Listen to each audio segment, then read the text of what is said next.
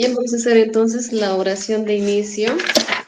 Eh, Vamos a elevar nuestro pensamiento a Dios. Vamos a elevar nuestro pensamiento a todo ese plano espiritual, de donde nos asisten nuestros guías, nuestros maestros, los espíritus elevados, para que esta noche tengamos el aprendizaje que estamos o que vamos a leer en este momento. El aprendizaje y todo lo que tenemos que saber acerca de este tema para poder comprendernos y poder comprender y poder encontrarnos a nosotros como personas, como espíritus encarnados, para poder entendernos primeramente a nosotros mismos y así también poder entender a los demás. Que así sea. Que así sea.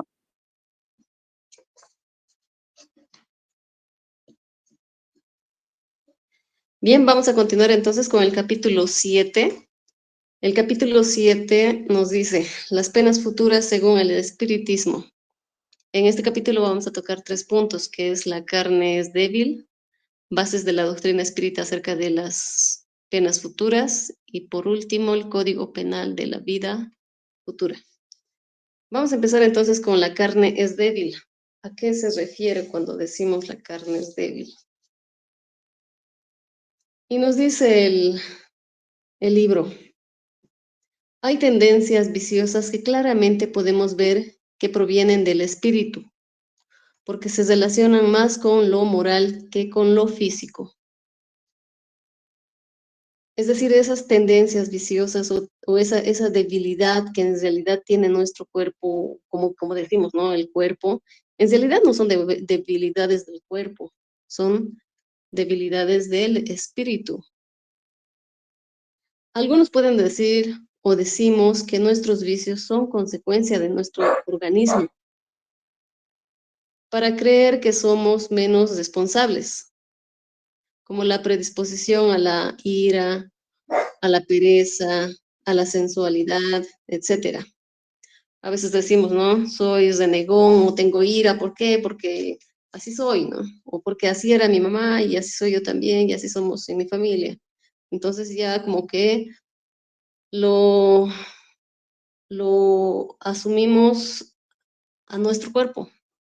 O a veces decimos, ¿no? O le ponemos justificaciones a la pereza, cuando de repente tal vez uno está con ganas de hacer las cosas y excusas siempre sobran, ¿no? Me duele esto, estoy cansada, mi cabeza, y es una excusa para la pereza, ¿no?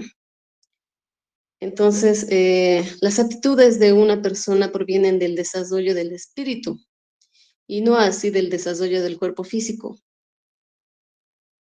Un hombre no es músico porque su cuerpo tenga disposición para la música, sino que su espíritu es el músico. En realidad es el aprendizaje que el espíritu ha llegado a tener y lo más seguro es que en otras vidas. Una persona cuando nace con esos talentos de músico o le encanta la música desde niño, desde que apenas escucha y le fascina, ¿no? Muchas veces es porque en una anterior vida ya ha tenido esa afinidad con la música. Entonces, ya en esta vida viene con ciertos talentos, pero es porque el espíritu es quien se ha formado en base a la música, no el cuerpo. El espíritu reacciona sobre el cerebro, también sobre las otras partes del organismo. El espíritu es el artífice de su propio cuerpo. El espíritu modela al cuerpo en realidad. El cuerpo ha sido adaptado a sus necesidades y a la manifestación de sus tendencias. Podemos ver en la evolución del cuerpo humano que ha tenido cambios durante la historia. El cuerpo se ha ido adaptando a la evolución espiritual. El espíritu ha ido perfeccionando su herramienta a medida que sus facultades aumentan. Basándose en este principio, podemos poner de ejemplo, una persona sensible llora con mayor facilidad, no significa que tenga exceso de lágrimas. la que sensibilice al espíritu, sino que la sensibilidad del espíritu es la que provoca la secreción de lágrimas. Y sí, el cuerpo humano se ha ido adaptando, ¿no? De acuerdo a las necesidades del espíritu. El espíritu ha ido evolucionando una tras otra vida y junto con eso también ha evolucionado el cuerpo. Una persona que está llena de ira, que es colérico, es bilioso, uno no es bilioso porque sea colérico. La acción del espíritu sobre el físico es tan notable. Vemos enfermedades producidas por sentimientos de bajo moral. Las enfermedades son psicosomáticas. Cuando uno dice la emoción le heló la sangre, ahora tiene más sentido, ¿no? Cuando uno renega en exceso, le da diabetes. Cuando tenemos diferentes sentimientos negativos, provocamos enfermedades en nuestro cuerpo. El temperamento se encuentra en parte determinado por la naturaleza del espíritu. Decimos en parte porque hay algunos casos en los que el físico influye evidentemente sobre la moral. Por ejemplo, los defectos hereditarios, un malestar pasajero, efectos externos. Ahí sí podemos decir que el cuerpo físico es el que también influye eh, más que el cuerpo espiritual, pero más que aptitudes, digamos, son pruebas en la mayoría de los casos, ¿no? Son pruebas. Por ejemplo, el que una persona tenga bipolaridad es un ejemplo, ¿no? Eso son pruebas con las que venimos en estas encarnaciones, ¿no? Y ver cómo se superan o se lleva a cabo nuestra vida en base a esas pruebas. Excusarse de las malas acciones culpando a la debilidad de la carne no es más que un pretexto para eludir la responsabilidad. La carne es débil porque el espíritu es débil. Cuando el espíritu modela un cuerpo que ya no es un tirano, en ese caso el hombre, podemos decir el hombre, bueno, en el caso de que el hombre come para vivir, porque vivir es una necesidad y ya no podríamos basarse en no come para vivir, ya vive, ya no vive, ya no, y ya no vive para comer. La responsabilidad moral de los actos de la vida queda intacta. Las consecuencias de esa responsabilidad deben de ser proporcionales al desarrollo intelectual del espíritu. Cuanto más esclarecido sea el espíritu, menos excusas tendrá, porque con la inteligencia y el sentido moral se tiene la conciencia se entiende o se tiene la conciencia de qué está bien o qué está mal, de lo justo o de lo injusto. El mal temperamento es un defecto y no una causa. Se debe trabajar en la causa principal, se debe de dar coraje al cobarde para terminar con los efectos fisiológicos del miedo. Siguiente, por favor. Entonces a eso nos referimos, ¿no? Cuando hablamos de la carne es débil, no debemos de responsabilizar simplemente a nuestro cuerpo. En realidad la responsabilidad va sobre el espíritu y sobre nuestra forma de accionar o de actuar. Punto número 2. Nos dice, bases de la doctrina espírita acerca de las penas futuras. Ya habíamos dicho varias veces que la doctrina espírita no viene a sustituir a ninguna otra doctrina que haya existido antes. Todos sus puntos se apoyan en observaciones, así como lo habíamos visto en el libro de la Génesis. La doctrina espírita se basa en todos los hechos reales que ha habido en nuestra historia, en la historia de nuestro planeta. Nadie imaginó que las almas, después de la muerte, iban o habrían de encontrarse en una u otra situación.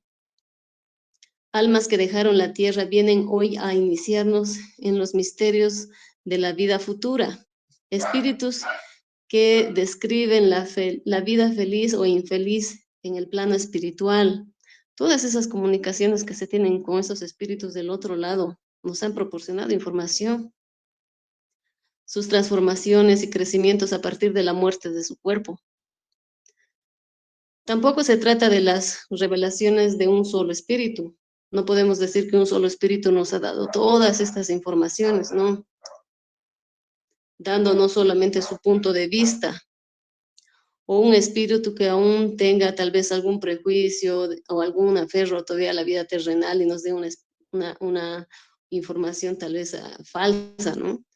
Tampoco se trata de una revelación hecha a un solo individuo, a una sola persona acá.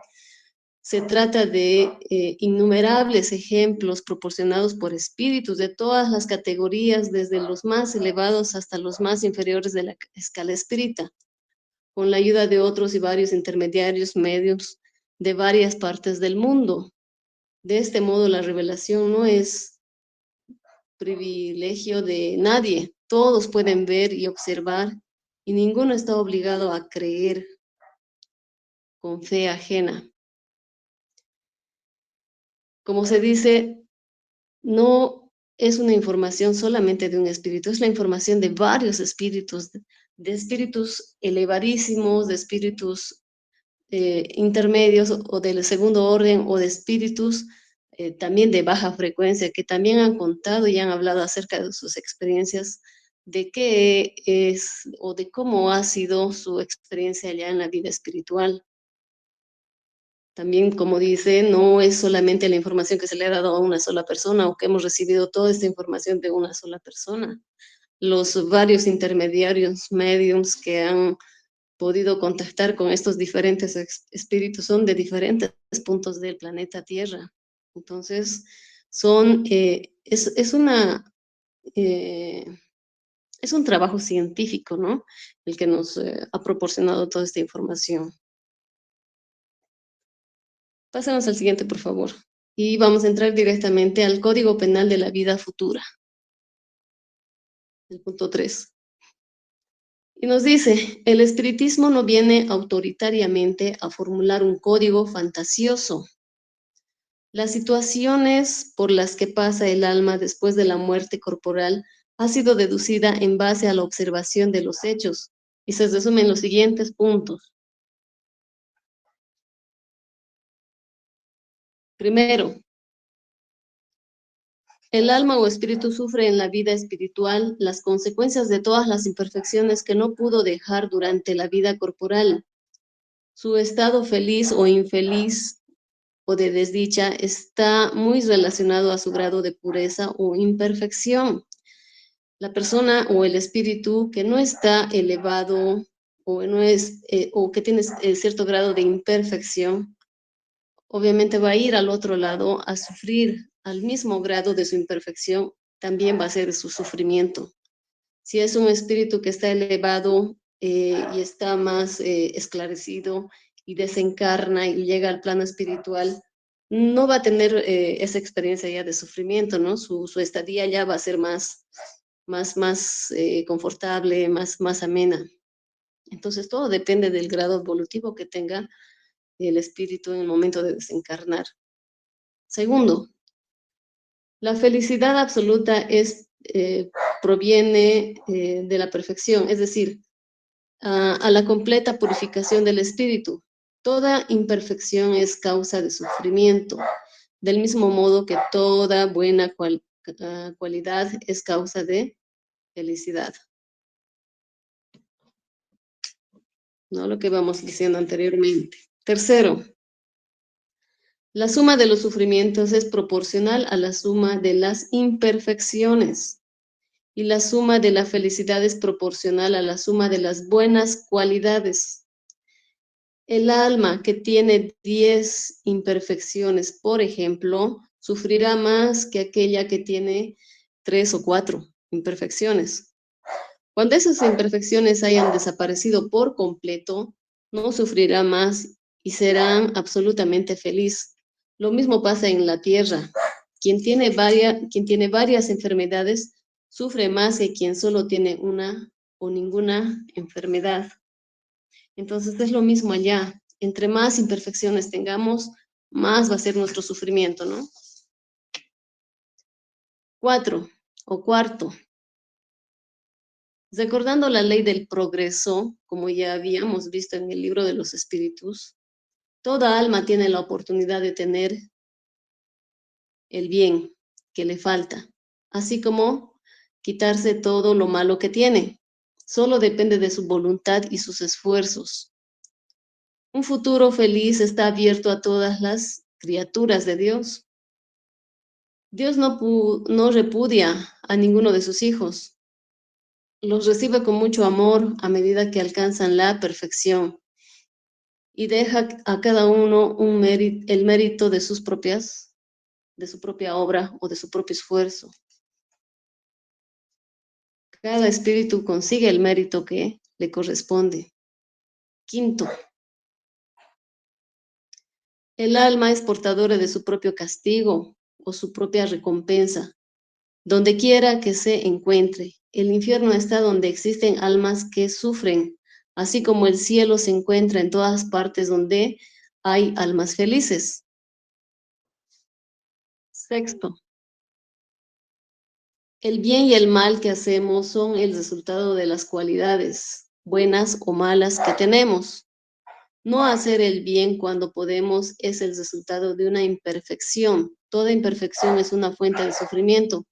El espíritu sufre no solo por el mal que hizo, también sufre por todo el bien que pudo hacer y no hizo en la vida terrenal. Si tenemos la oportunidad de hacer el bien, tenemos el conocimiento, tenemos la capacidad, pues tenemos que actuar, porque eso también es una imperfección el hecho de saber cómo hacer el bien y no hacerlo es peor, porque no puedes excusarte en la ignorancia, teniendo ya el conocimiento. Si sabes, si estás consciente qué actitudes son malas, con mayor razón tienes que actuar de manera correcta.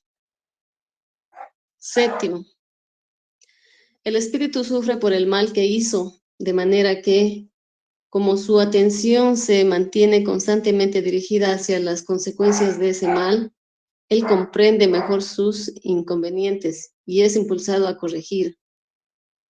O sea, es impulsado a corregirse. ¿Y cómo se corrigen? Primeramente mediante el reconocimiento, el arrepentimiento y la reencarnación, ¿no? Dado que la justicia de Dios es infinita, 8, perdón, dado que la justicia de Dios es infinita, tanto el bien como el mal se consideran rigurosamente. Así como no existe una sola mala acción, un solo malo pensamiento que no dé lugar a consecuencias fatales, tampoco hay una sola acción o impulso bueno del alma, ni un mínimo de mérito que se pierda, incluso en los seres más perversos, ya que estas acciones son un indicio de su progreso. Es decir, cuando hay, digamos, algún espíritu que ha sido demasiado perverso, bueno, o ha sido una persona demasiado cruel o perversa, basta una pequeña acción de bondad que haya en él para que uno se dé cuenta de que ha habido o está empezando a ver ese desconocimiento de las acciones buenas. Entonces, toda pequeña acción buena que se tenga no es ignorada, es reconocida por Dios. Y de la misma forma, toda pequeña acción mala que haya existido en uno también es reconocida ya en el plano espiritual. 9, toda falta cometida, todo mal realizado constituye una deuda contraída que deberá pagarse. Si no lo es en una existencia, lo será en la siguiente o en las siguientes, pues todas las existencias son solidarias entre sí. Aquel que salda su cuenta en una existencia no tendrá necesidad de pagar una segunda vez. Y a eso también nos referíamos, ¿no? Cuando hablamos de la ley del progreso, cuando se tienen esas experiencias duras en las que ya se ha aprendido de esa experiencia, pues no vuelves a pasar por la misma prueba, porque ya es una prueba pasada cuando se toma la prueba de la manera más positiva, es decir, con ese aprendizaje y esa conciencia de haber aprendido, ¿no? No vuelves a repetir por ese mismo duro sufrimiento mientras lo hayas aprendido. 10, el espíritu sufre las consecuencias de sus imperfecciones, ya sea en el mundo espiritual o en el corporal. Todas las miserias que se padecen en la vida corporal tienen origen en nuestras imperfecciones. Son expiaciones de faltas cometidas tanto en la presente como en las anteriores existencias. Por la naturaleza de los padecimientos de la vida corporal, se puede decir que la naturaleza de las faltas cometidas en una existencia anterior, así como las imperfecciones que las originaron, ¿no? Entonces, por ejemplo, tenemos, ¿no? El tema de por ejemplo, la infidelidad. A veces cuando estamos en esta vida, digamos, si tenemos una relación fallida, yo qué sé, mi pareja me engaña, me miente, hay infidelidad y todo eso. Yo muchas veces, o una pareja por lo comúnmente lo que hace es recriminar, ¿no? Y decir, ¿por qué? ¿Por qué? ¿Por qué a mí? ¿Por qué esa pareja? ¿Por qué me hizo sufrir tanto, no? Entonces, tenemos que estar conscientes de que nosotros en algún momento hemos debido de actuar de la misma manera. No olvidemos que muchas veces nos tratan como nosotros alguna vez hemos tratado, ¿no? Eso es el espejo que tenemos. Y el perdonar no solamente es perdonar a esa persona, el perdonar también es el perdonarse a sí mismos. Al perdonar a la otra persona, estás perdonándote a ti mismo. Y ahí estás cerrando esa prueba de manera pues exitosa, ¿no? Porque estás perdonando. No quiere decir, ¿no?, que vuelvas con la persona y te aguantes las infidelidades, no. Lo que quiere decir es que perdones, no te abraces del odio, no te abraces del resentimiento, no te abraces del enojo, aprender a soltar y tomar esa distancia, ¿no? Si una relación pues no funciona, tampoco estás obligado a estar en una relación tóxica. Entonces a eso se refiere cuando eh, pasamos por pruebas difíciles, tienen sus causas, muchas veces en experiencias en vidas anteriores. 11. La expiación varía según la naturaleza y la gravedad de la falta,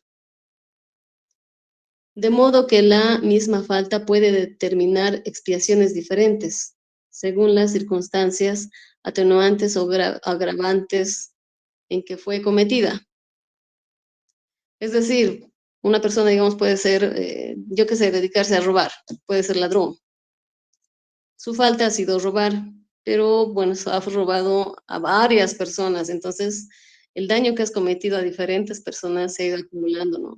Las faltas pueden venir en cantidad de acuerdo al grado de, de faltas que hayas tenido, al grado a las consecuencias graves que hayas cometido, ¿no? A las cosas graves que hayas cometido en realidad.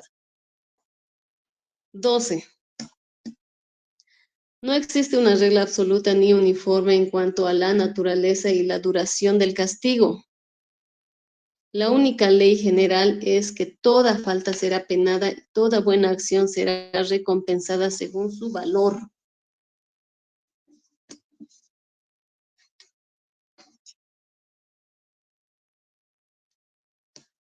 13.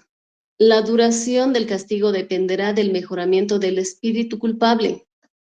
No se le da ninguna condena por un tiempo determinado para poner término a los sufrimientos. Dios exige un sincero regreso al bien o arrepentimiento.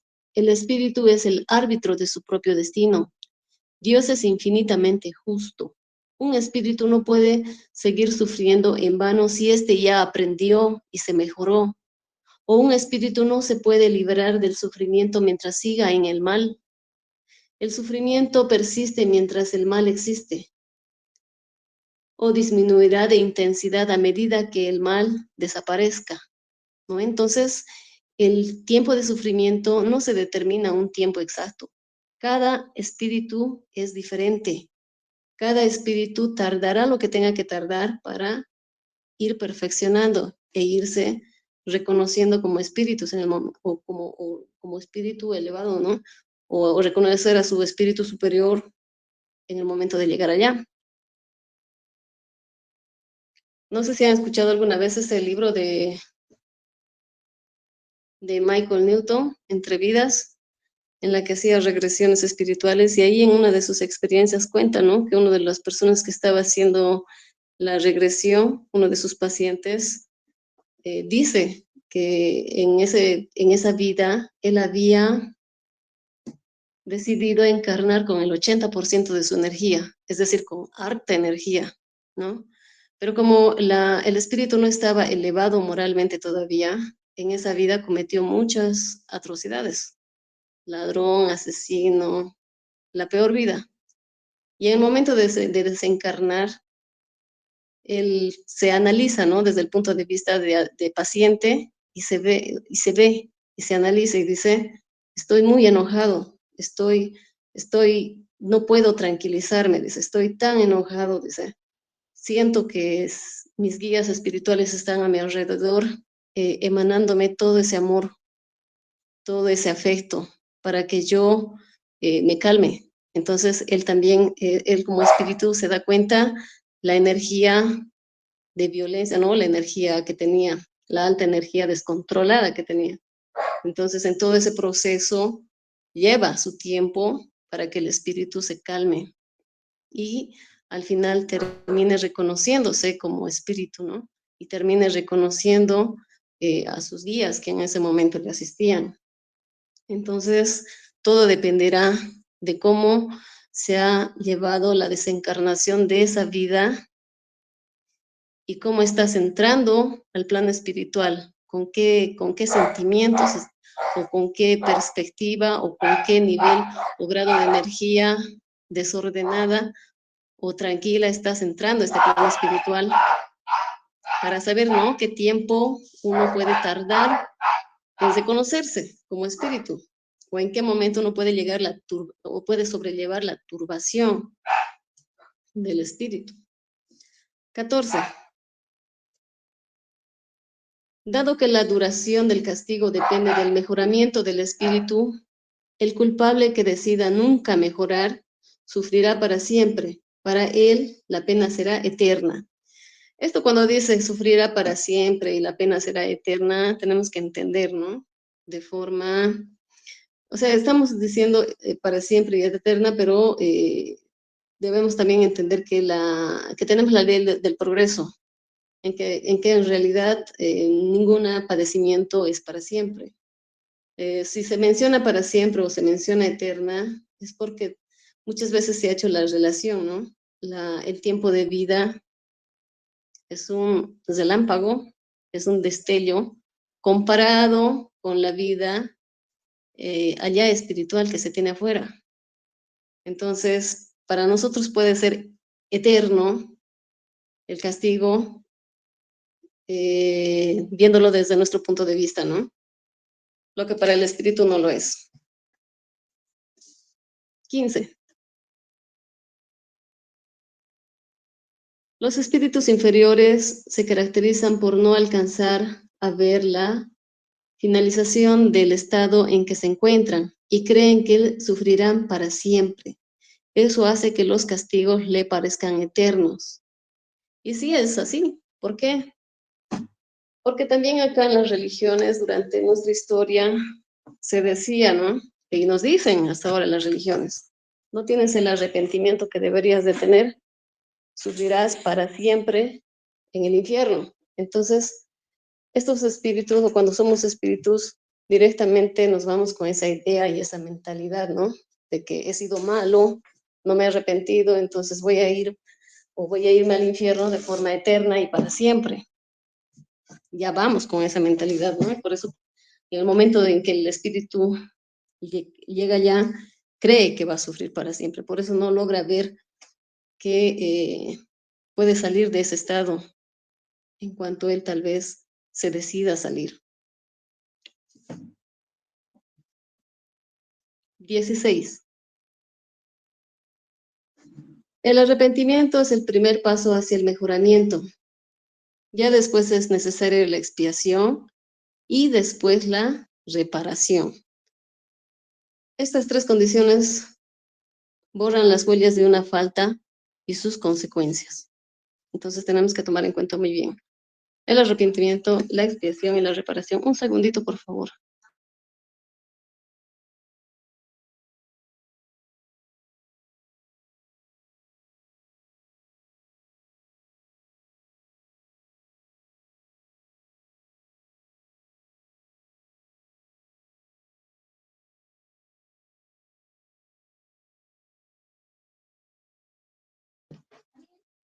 Perdón.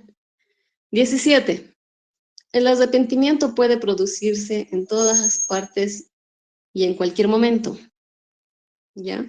Como decíamos, cuando el espíritu ya se sienta listo y preparado, ¿no? Y siente ese arrepentimiento, ese sentimiento. La expiación es un sufrimiento físico y moral, sea en la vida presente, en la vida espiritual o en una nueva existencia corporal, es decir, en otra vida, consecuencia de nuestras faltas. La reparación consiste en hacer el bien a aquel que se hizo daño, es decir, cuando le haces el bien a ese otro ser que has dañado en algún momento. Quien no repare sus errores en esta vida, en otra se pondrá en contacto con las mismas personas a quienes perjudicó y en condiciones elegidas por él mismo. Es decir, como ya habíamos escuchado también anteriormente, venimos a estas reencarnaciones en grupo. Si en otra vida hemos hecho daño a alguien, pues vamos a tener esta vida para reparar y vamos a tener que solucionar si queremos avanzar. La reparación se verifica si se practica el bien que compense el mal que se hizo. Cuando se es humilde, se ha sido orgulloso. Cuando se es amable, si se ha sido cruel. Cuando se es caritativo, si se ha sido egoísta, etc. Así progresa el espíritu, aprovechando su propio pasado.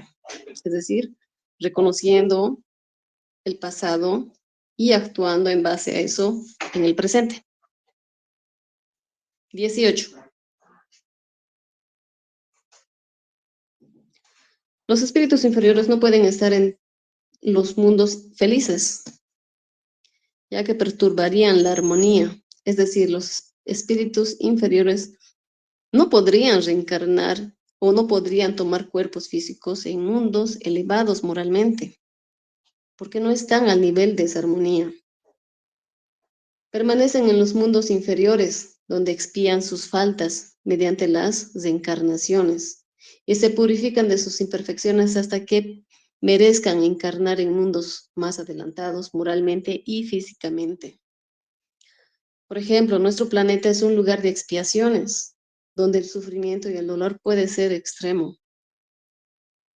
Alrededor de estos mundos, los espíritus inferiores o imperfectos esperan reencarnar para permitirse reparar el mal que han hecho y puedan progresar. 19. El espíritu tiene libre albedrío. A veces su mejoramiento es lento por su obstinación en el mal. En ese estado puede durar años y siglos. Pero llegará el momento en que doblegará su posición ante el sufrimiento. Y cuando muestre los primeros indicios de arrepentimiento, Dios le mostrará la esperanza.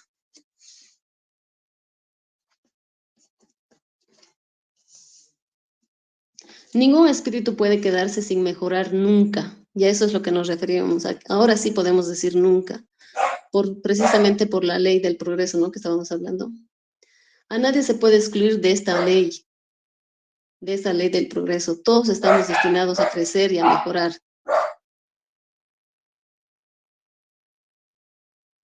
20. Dios nunca los abandona. Todos tienen un ángel de la guarda o guías espirituales, ¿no? Que velan por ellos y se esfuerzan por infundirles buenos pensamientos. El guía protector interviene de una manera encubierta y no ejerce ninguna presión. El espíritu debe progresar por efecto de su propia voluntad, por su libre albedrío. 21. Cada uno es responsable de sus propias faltas. Nadie padece a consecuencia de las faltas ajenas, a no ser que las haya causado, sea porque las provocó mediante el ejemplo, o porque no las impidió cuando pudo haberlas hecho. Como por ejemplo, el suicida siempre es castigado. Cuando una persona se suicida, sí va a ir a ese lugar de tormento. Pero aquel que por su crueldad empujó a alguien a la desesperación y luego el suicidio, eso trata, ¿no? Cuando se les hace ese acoso o bullying, esta persona sufre una pena mayor. Las personas que actúan con crueldad y llevan a otras tal vez al suicidio es peor que las que se suicidan. 22. Las penas se dan por varios motivos. Algunas penas se dan por la inferioridad de los espíritus. Ejemplo,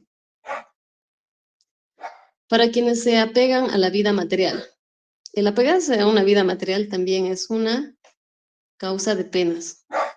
La pena más inmediata consiste en la lentitud con el que el alma se separa del cuerpo, en la angustia que acompaña a la muerte y en el tiempo que dura la turbación, que puede prolongarse durante meses e incluso años. En cambio, las personas más espirituales y menos materialistas, la separación es más rápida, no se siente ese dolor y el despertar es apacible y la turbación resulta casi nula.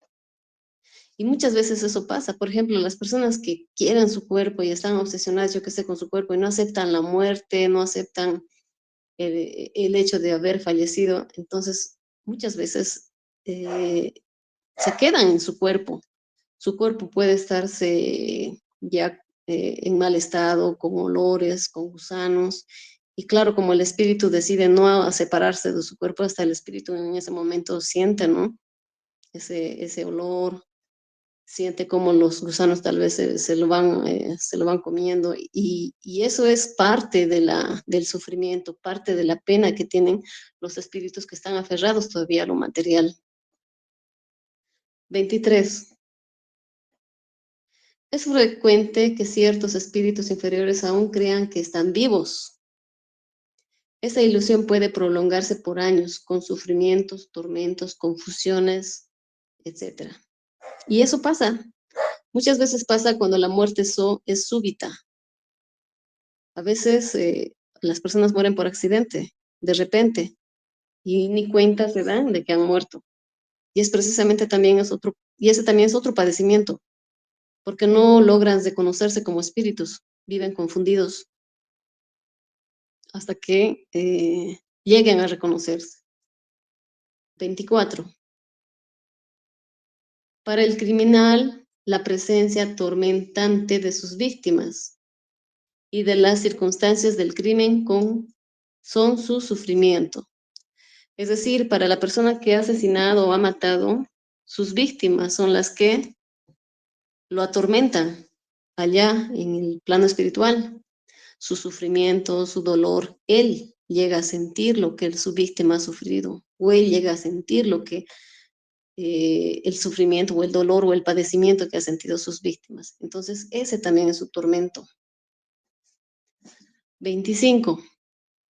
Algunos espíritus están sumergidos en densas tinieblas, otros se encuentran en un aislamiento absoluto en el espacio, atormentados por la ignorancia de su situación y del destino que les aguarda.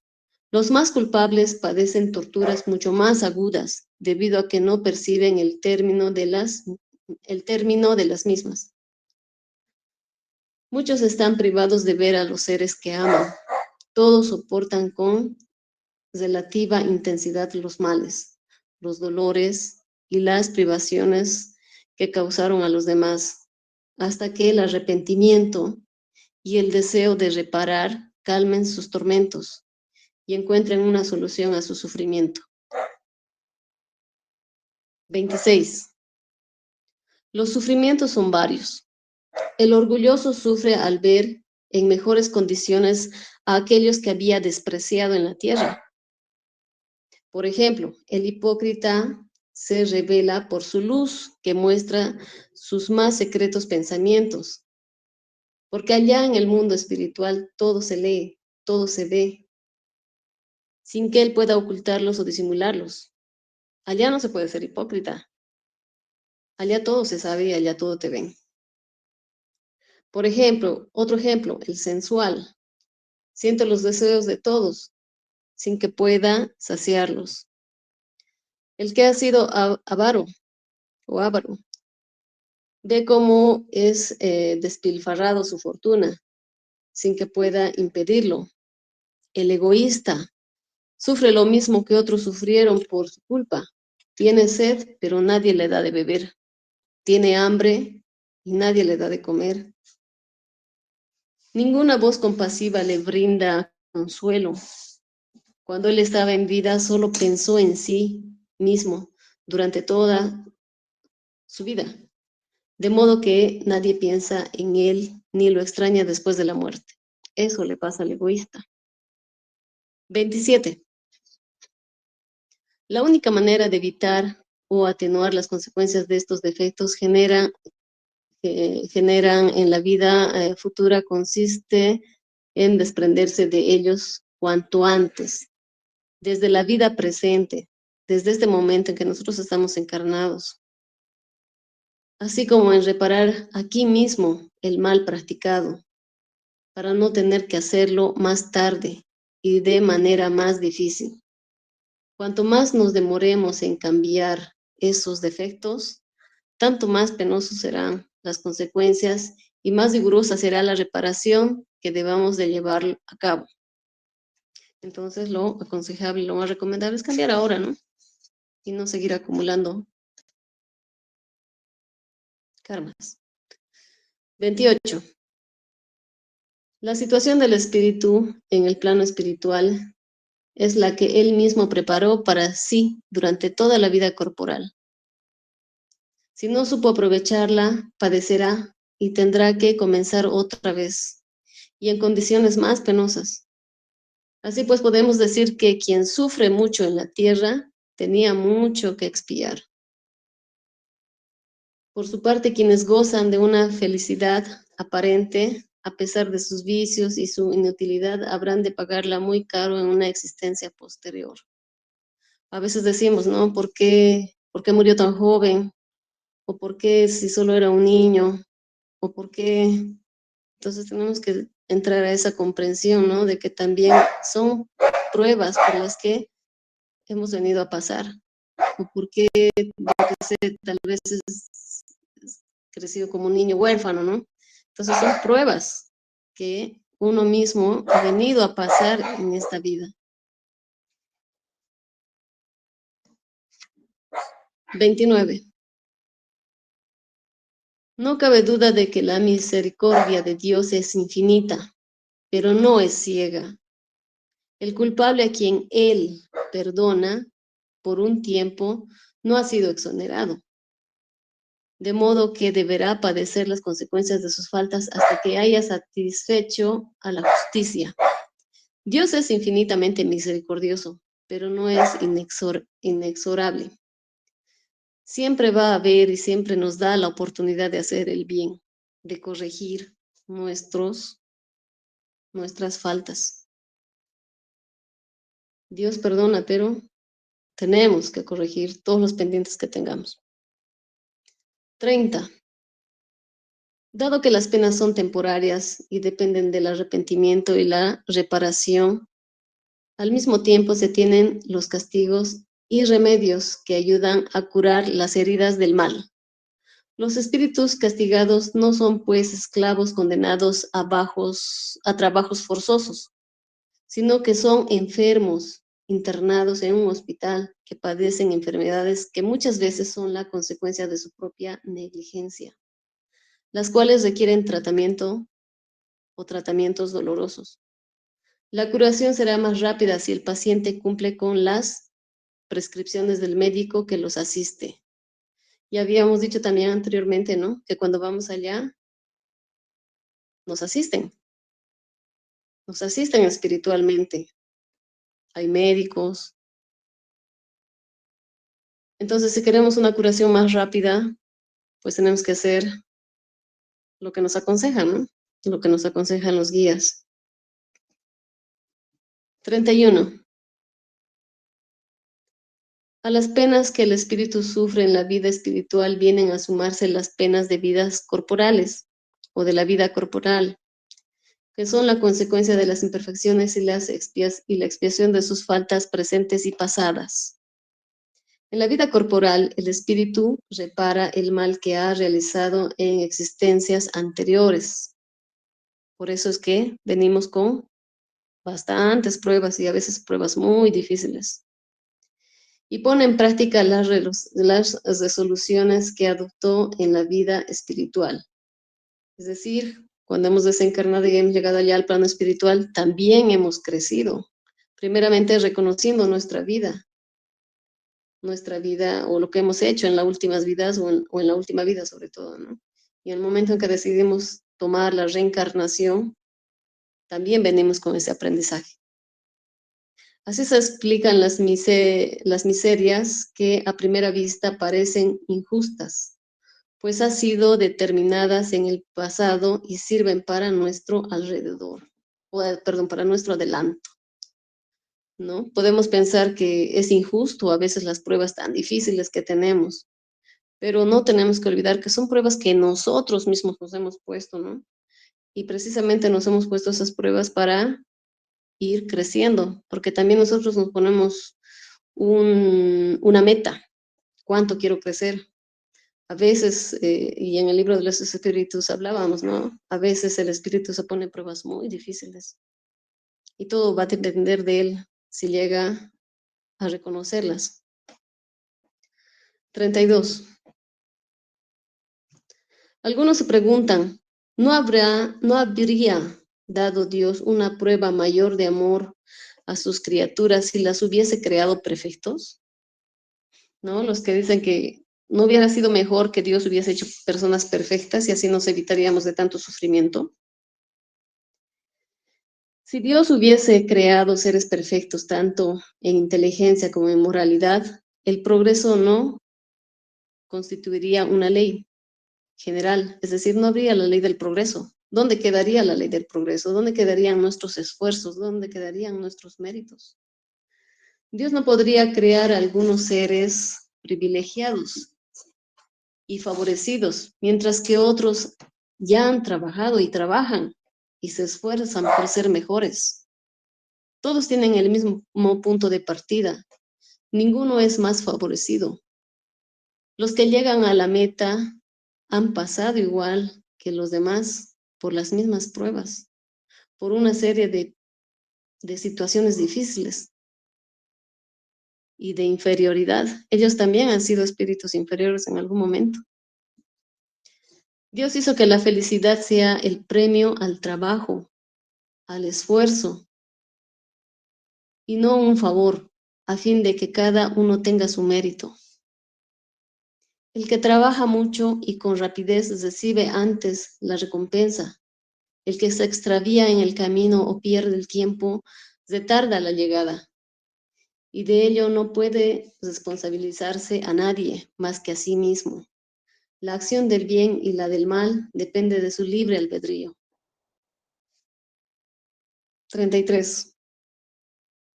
A pesar de la diversidad de clases y grados de sufrimiento de los espíritus, el código penal de la vida futura se resume en estos tres aspectos. Entonces, todo lo que hemos leído nos podemos dar cuenta de que se resumen en 3 puntos. Primeramente, el sufrimiento es inherente a la imperfección. Es decir, cuanto tú sufres es cuánto imperfecto eres. Cuanto feliz seas es el mismo nivel o el mismo grado que llevas evolucionado o la perfección que se tiene. 2, toda imperfección, así como toda falta que de ella deriva, es portadora de su propio castigo o a través de sus consecuencias naturales e inevitables, así como la enfermedad deriva de los excesos y el tedio de la ociosidad, sin que haya necesidad de una condena especial para cada falta e individuo, ¿no? Entonces toda imperfección va a traer sus faltas. Todo tiene su consecuencia. 3. Como todo hombre puede liberarse de las imperfecciones mediante la voluntad, también puede anular los males que derivan de ella y de ese modo asegurarse la felicidad futura. Esta es la justicia divina, a cada uno según sus obras, tanto en el cielo como en la tierra. Todo espíritu está en la libertad de crecer, solo depende de cada uno, del progreso que quiera tener. Y la reencarnación es pues, es para eso, ¿no? En otra de los libros que leía de este señor, de Brian Weiss, también decía, ¿no? Entre vidas, había un espíritu que había ido al plano espiritual y claro, como todo sufrió, ¿no? Para morir. Y cuando va allá y empiezas a conocerse, se conoce a sus guías y siente ese amor, esa tranquilidad, esa felicidad. Al principio el escrito decía, no, pero ¿para qué voy a reencarnar? Prefiero quedarme aquí. Aquí hay amor, aquí hay felicidad, hay tranquilidad. Y en lo que va avanzando se da cuenta de que necesitaba nuevamente reencarnar. Entonces, la reencarnación no es, pues, no es una obligación, ¿no? No es algo que te imponen allá, es una decisión propia. Porque allá cuando van los espíritus, eh, se ven a sí mismos, se reconocen y ven sus fallas, y ven sus defectos, y ven sus imperfecciones. Y hay esa comparación, ¿no? Y dicen, ¿no? Mis guías son tan perfectos, son tan iluminados, son tan puros, tienen tanta bondad y yo tengo tantos defectos. Entonces, para tomar la decisión de reencarnar, primero pasan por ese sentimiento de vergüenza, ¿no? Y eso les motiva a seguir creciendo. Bien, eso sería todo de este capítulo 7. ¿Alguna duda, pregunta, comentario, experiencia?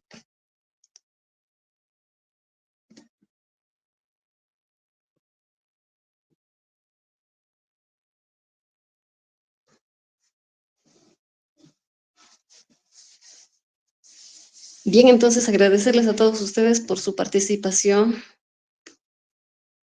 por permitirme también a mí estudiar, leer, crecer, darme la oportunidad de dar estas exposiciones que nos permite crecer a todos, no solo a ustedes, a mí también. Vamos a hacer la oración de cierre. Vamos a agradecer por otro momento más, por estas enseñanzas, por estos mensajes, por estos consejos, por esta nueva forma de ver nuestra vida.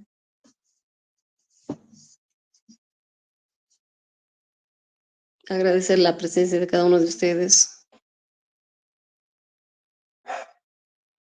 Tal vez aprovechando el momento, ¿no? Y pedir una oración por toda la gente que lo necesita, ¿no? Que necesita tal vez en este momento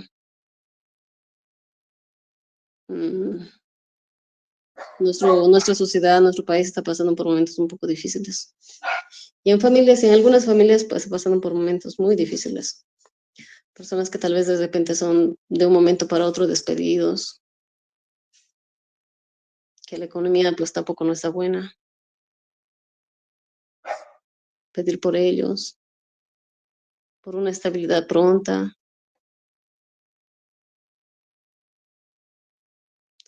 Muchas gracias, que así sea.